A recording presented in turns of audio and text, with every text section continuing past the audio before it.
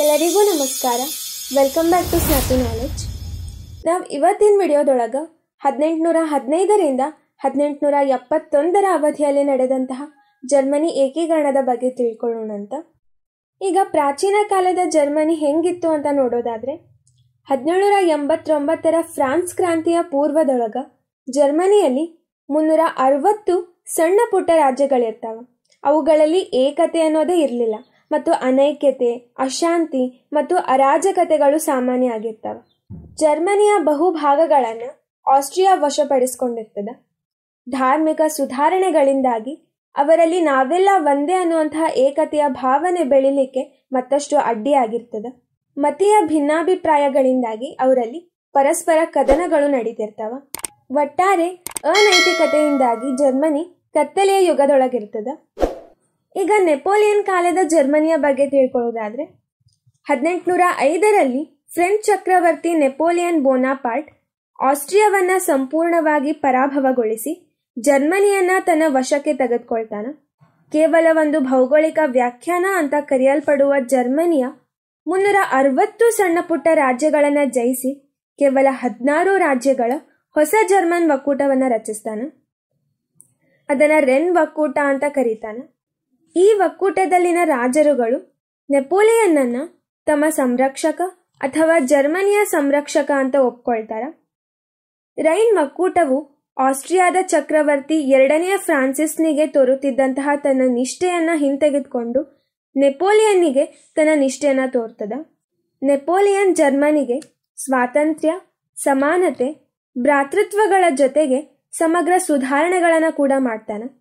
ಜರ್ಮನ್ರಲ್ಲಿ ಐಕ್ಯತೆ ಮತ್ತು ರಾಷ್ಟ್ರೀಯ ಭಾವನೆಗಳು ಬೆಳಿಲಿಕ್ಕೆ ಕಾರಣನಾಗ್ತಾನೆ ಹಾಗೂ ಅದರ ಭೌಗೋಳಿಕ ಮತ್ತು ರಾಜಕೀಯ ಅನೈಕ್ಯತೆಯನ್ನು ಬಹುಮಟ್ಟಿಗೆ ಇವನು ನಿವಾರಿಸ್ತಾನೆ. ಮೂರನೇದಾಗಿ ಮೆಟರ್ನಿಕ್ ಕಾಲದ ಜರ್ಮನಿಯನ್ನು ನೋಡೋದಾದ್ರೆ ನೆಪೋಲಿಯನ್ನ ಪತನದ ನಂತರ 1815ರಲ್ಲಿ ಆಸ್ಟ್ರಿಯಾದ ರಾಜಧಾನಿ ವಿಯೆನ್ನಾದಲ್ಲಿ ಸಭೆ ಸೇರಿದಂತಹ ಯುರೋಪಿನ ಪ್ರಮುಖ ಪ್ರಗತಿ ವಿರೋಧಿ ನಾಯಕರು ಯುರೋಪಿನ ರಾಜಕೀಯ ಭೂಪಟವನ್ನೇ ಪುನರ್ ನಿರ್ಮಾಣ ಮಾಡಿ ಜರ್ಮನಿಯನ್ನ ಪುನಃ ಅನೈಕ್ಯತೆಯ ಬೀಡನ್ನಾಗಿಸ್ತಾರ. ಅದರ ರಾಜಕೀಯ ಅಸ್ತಿತ್ವವನ್ನೇ ನಾಶಪಡಿಸ್ತಾರ. ಆ ಕಾರಣದಿಂದಾಗಿ ಜರ್ಮನಿಯಲ್ಲಿ ಜನಾಂಗ ಮತ್ತು ಸಂಸ್ಕೃತಿಯ ಅಸ್ತಿತ್ವವಿತ್ತೇ ಹೊರತು ರಾಜ್ಯ ಅಥವಾ ರಾಷ್ಟ್ರದ ಅಸ್ತಿತ್ವವೇ ಇರಂಗಿಲ್ಲ. ಜರ್ಮನಿ ಕೇವಲ ಒಂದು ಭೌಗೋಳಿಕ ಚಿಹ್ನೆಯಾಗಿತ್ತು. ಜರ್ಮನಿ ವಿಘಟನೆಗೊಳ್ಳಲು ಆಸ್ಟ್ರಿಯಾದ ರಾಜಧಾನಿ ಪ್ರಿನ್ಸ್ ಮೆಟರ್ನಿಕ್ ಕಾರಣೀಪುರುಷನಾಗಿರ್ತಾನ. ಅವನು ವಿಯೆನ್ನಾ ಸಭೆಯ ಅಧ್ಯಕ್ಷನೂ ಕೂಡ ಆಗಿದ್ದ. ಅವನ ಕನಸಿನ ಯೋಜನೆಯಂತೆಯೇ ಜರ್ಮನಿಯನ್ನ ವಿಘಟನೆಗೊಳಿಸಲಾಗ್ತದ. ಅದು ಹೇಗಿತ್ತು ಅಂತ ನೋಡೋದಾದ್ರೆ ಹ್ಯಾನೋವರ್ ಇಂಗ್ಲೆಂಡಿನ ನಿಯಂತ್ರಣದೊಳಗಿದ್ರೆ ಲಕ್ಸ್ಬರ್ಗ್ ಅನ್ನುವಂಥ ಪ್ರದೇಶ ಹಾಲೆಂಡಿನ ನಿಯಂತ್ರಣದೊಳಗಿರ್ತದೆ. ಶೇಷ್ವಿಗ್, ಹೋಲ್ಸ್ಟೀನ್ ಅನ್ನುವಂಥ ಪ್ರದೇಶ ಡೆನ್ಮಾರ್ಕ್ದ ನಿಯಂತ್ರಣದಲ್ಲಿದ್ದರೆ ಅಲ್ಸೇಸ್ ಲೊರೈನ್ಸ್ ಅನ್ನುವಂಥ ಪ್ರದೇಶ ಫ್ರಾನ್ಸಿನ ನಿಯಂತ್ರಣದೊಳಗಿರ್ತದೆ. ಇನ್ನುಳಿದಂತಹ 39 ರಾಜ್ಯಗಳು ಆಸ್ಟ್ರಿಯಾದ ನಿಯಂತ್ರಣದಲ್ಲಿರುತ್ತೆ. ಈ ವಿಘಟನೆಯನ್ನ ಜರ್ಮನ್ನರು ವಿಯೆನ್ನಾದ ಮಹಾಮೋಸ ಅಂತ ಕರೀತು. ಮೆಟರ್ನಿಕ್ನು ನೆಪೋಲಿಯನ್ ರಚಿಸಿದ್ದಂತಹ ರೈನ್ ಒಕ್ಕೂಟವನ್ನು ರದ್ದುಗೊಳಿಸಿ 39 ರಾಜ್ಯಗಳನ್ನೊಳಗೊಂಡಂತಹ ಅಭದ್ರ ಜರ್ಮನ್ ಒಕ್ಕೂಟವನ್ನು ಸ್ಥಾಪಿಸ್ತಾನೆ. ಈ ಶಿಥಿಲವಾದ ಜರ್ಮನ್ ಒಕ್ಕೂಟದ ಅಧ್ಯಕ್ಷ ಸ್ಥಾನವನ್ನ ತಾನೇ ವಹಿಸ್ಕೊಳ್ತಾನೆ. ಇದರಿಂದ ಜರ್ಮನ್ ರಾಜಕಾರಣದಲ್ಲಿ ಆಸ್ಟ್ರಿಯಾ ಪ್ರಭಾವಶಾಲಿಯಾಗಿರ್ತದೆ ಮತ್ತು ಮೆಟರ್ನಿಕ್ ನೆಪೋಲಿಯನನ್ನು ಜಾರಿಗೆ ತಂದಿದ್ದಂತಹ ಸುಧಾರಣೆಗಳನ್ನ, ಶಾಸನಗಳನ್ನ ರದ್ದುಪಡಿಸ್ತಾನೆ. ಕ್ರಾಂತಿಕಾರಿ ಚಟುವಟಿಕೆಗಳನ್ನ ದಮನ ಮಾಡ್ತಾನೆ. ಜರ್ಮನ್ರಲ್ಲಿ ರಾಷ್ಟ್ರೀಯತೆ ಬೆಳೆಯದಂತೆ ನೋಡ್ಕೊಳ್ತಾನೆ. ಮೆಟರ್ನಿಕ್ ನನಗೆ ಪ್ರಬಲ ಮತ್ತು ಐಕ್ಯ ಜರ್ಮನ್ ಸಾಮ್ರಾಜ್ಯ ರೂಪುಕೊಳ್ಳೋದು ಬೇಡ ಆಗಿರ್ತದೆ.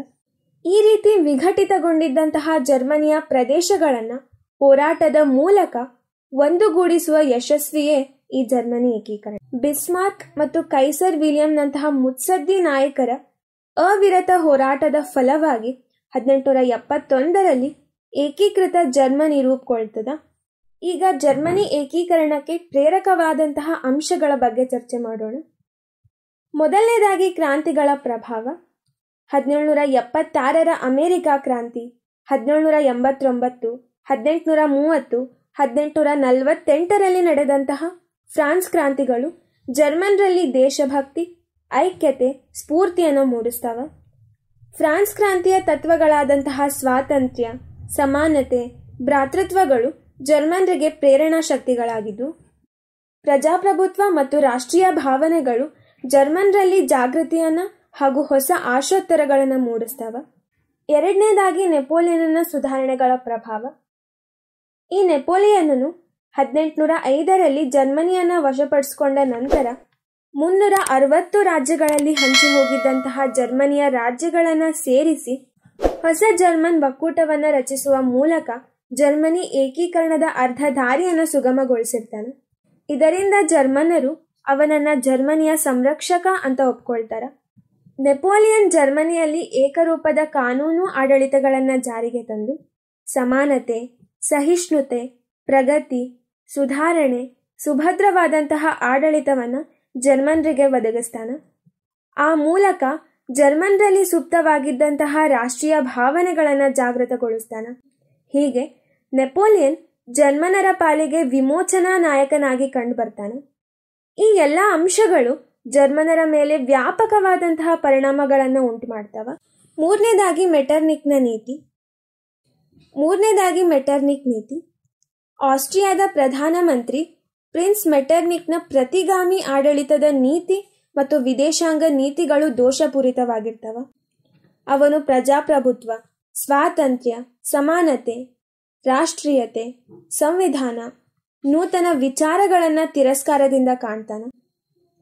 ವಿಯೆನ್ನಾ ಸಭೆಯ ಅಧ್ಯಕ್ಷನಾಗಿದ್ದಂತಹ ಅವನು ಜರ್ಮನ್ನರ ರಾಷ್ಟ್ರೀಯ ಭಾವನೆಗಳನ್ನು ಕಡೆಗಣಿಸಿ ವಿಯೆನ್ನಾ ಸಭೆಯ ನಿರ್ಣಯಗಳ ಪ್ರಕಾರ ಜರ್ಮನ್ ಒಕ್ಕೂಟವನ್ನು ದುರ್ಬಲಗೊಳಿಸ್ತಾನ. ನೆಪೋಲಿಯನನು ಜಾರಿಗೆ ತಂದಿದ್ದಂತಹ ಸುಧಾರಣೆಗಳನ್ನು ಮತ್ತು ಏಕರೂಪದ ಕಾನೂನುಗಳನ್ನು ರದ್ದುಪಡಿಸ್ತಾನ. ಜರ್ಮನಿಯ ಐಕ್ಯತೆಯನ್ನು ವಿರೋಧ ಮಾಡ್ತಾನೆ. ಈ ನಿರ್ಣಯಗಳು ಜರ್ಮನ್ನರ ರಾಷ್ಟ್ರೀಯ ಭಾವನೆಗಳಿಗೆ ತೀವ್ರವಾದಂತಹ ಆಘಾತವನ್ನು ಉಂಟು ಮಾಡ್ತವ. ಮೆಟರ್ನಿಕ್ನ ದಬ್ಬಾಳಿಕೆಯನ್ನು ಕಿತ್ತೊಗಿಲಿಕ್ಕೆ ಜರ್ಮನರು ಸಂಘಟಿತರಾಗ್ತಾರ. ನಾಲ್ಕನೇದಾಗಿ ಮೆಟರ್ನಿಕ್ನ ಪತನ. 1848ರ ಫ್ರಾನ್ಸ್ ಕ್ರಾಂತಿಯ ವಾರ್ತೆಯಿಂದ ಸ್ಫೂರ್ತಿಗೊಂಡಂತಹ ಆಸ್ಟ್ರಿಯನ್ನರು ಮೆಟರ್ನಿಕ್ನ ಸಾಮ್ರಾಜ್ಯವನ್ನು ಪತನಗೊಳಿಸ್ತಾರ. ಈ ಪತನದ ರೋಮಾಂಚನಕಾರಿ ಸುದ್ದಿ ಯುರೋಪಿನ ಉದಾರವಾದಿಗಳಲ್ಲಿ ಸಂತಸವನ್ನು ಉಂಟು ಮಾಡ್ತದೆ. ಇದರಿಂದ ಸ್ಫೂರ್ತಿಗೊಂಡಂತಹ ಜರ್ಮನ್ ದೇಶಭಕ್ತರು ಜರ್ಮನಿಯ ಏಕೀಕರಣದ ಚಟುವಟಿಕೆಗಳನ್ನು ಇನ್ನೂ ತೀವ್ರಗೊಳಿಸ್ತಾರ. ಐದನೇದಾಗಿ ವಿಶ್ವವಿದ್ಯಾಲಯಗಳ ಪಾತ್ರ. ಜರ್ಮನಿಯ ವಿಶ್ವವಿದ್ಯಾಲಯಗಳು ಚಳುವಳಿಗಳ ಪ್ರಧಾನ ಕೇಂದ್ರಗಳಾಗಿದ್ದು, ವಿಶ್ವವಿದ್ಯಾಲಯಗಳ ಪ್ರಾಧ್ಯಾಪಕರು ಮತ್ತು ವಿದ್ಯಾರ್ಥಿಗಳು ಜನರಲ್ಲಿ ಜಾಗೃತಿಯನ್ನು ಮೂಡಿಸಿ ಚಳುವಳಿಗಳನ್ನು ಹುಟ್ಟಾಕ್ತಾರ. ಜಿನೇವಾ ವಿಶ್ವವಿದ್ಯಾಲಯವು ಈ ರಾಷ್ಟ್ರೀಯ ಚಳುವಳಿಯ ಕೇಂದ್ರ ಆಗಿತ್ತು.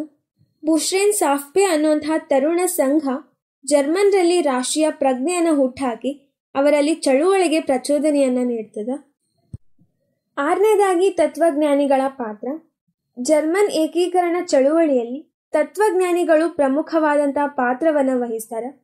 ಜರ್ಮನರ ಏಕತೆಗೆ ಪಿಷೆ, ಸಿಬೆಲ್, ಡ್ಯಾಸನ್, ಹೆಗಲ್ ಮತ್ತು ಗಯಾಟೆ ಮುಂತಾದವರ ತತ್ವಗಳು ಇತಿಹಾಸಕಾರರ, ಬರಹಗಾರರ, ಸಾಹಿತಿಗಳ ಬರಹಗಳು ಜರ್ಮನ್ರಲ್ಲಿ ವಿಚಾರ ಜಾಗೃತಿಯನ್ನು ಉಂಟು ಮಾಡ್ತವ.